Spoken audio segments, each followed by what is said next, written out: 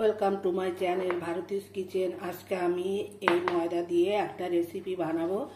দেখো এর সঙ্গে আমি কি কি নিচ্ছি। এখানে আমি এক বাটি ময়দা নিয়েছি, হাফ চামচ জিরে নিয়েছি, 1 চামচ ইস্ট নিয়েছি, 1 চামচ চার মগজ নিয়েছি, 1 চামচ চিনি আর 1 চামচ জোয়ান।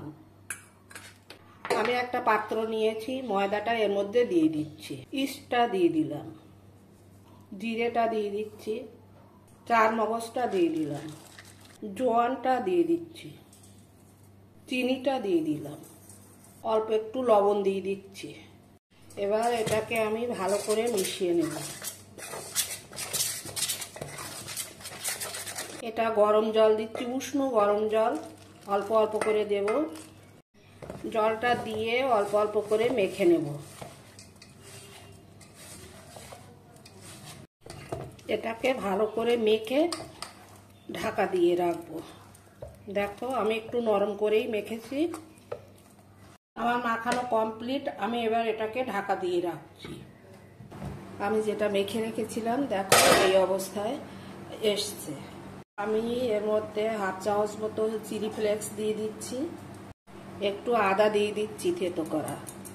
এখানে আমি একটু ছোলার ডাল সিদ্ধ করে নিয়েছিলাম, সেটা এর মধ্যে দিয়ে দিচ্ছি। অল্প একটু লবণ দিয়ে দিচ্ছি। এটাকে আমি ভালো করে মেখে নিচ্ছি। মাখার পরে আমি ভেজে ফেলবো, পকোড়ার মতন করে ভাজবো। কড়াটা বসিয়ে দিয়েছি, কড়াটা গরম হয়ে গেছে, তেল দিয়ে দিচ্ছি। হাতের মধ্যে এই নিয়েছি। এবার এটাকে আমি এরকম করে করে দেব, পকোড়ার মতন ভেজে ফেলবো। তো সুন্দর ফুলেছে আমার পকোড়া। ময়দার পকোড়া আমার মেয়ের খুব পছন্দ। আজকে অনেকগুলো বানিয়ে দেব। একটু লাল লাল করে ভেজে নিতে হবে। দেখো কত সুন্দর হয়েছে। দেখো এরকম লাল লাল করে ভাজতে হবে। আমি বাকিগুলো এইভাবে ভেজে নিচ্ছি। আমি এগুলো নামিয়ে নিচ্ছি। তৈরি হয়ে গেল আমার ময়দার পকোড়া। খুব সুন্দর হয়েছে, খেতেও খুব টেস্টি হয়েছে। তোমরা বাড়িতে বানিয়ে নিও।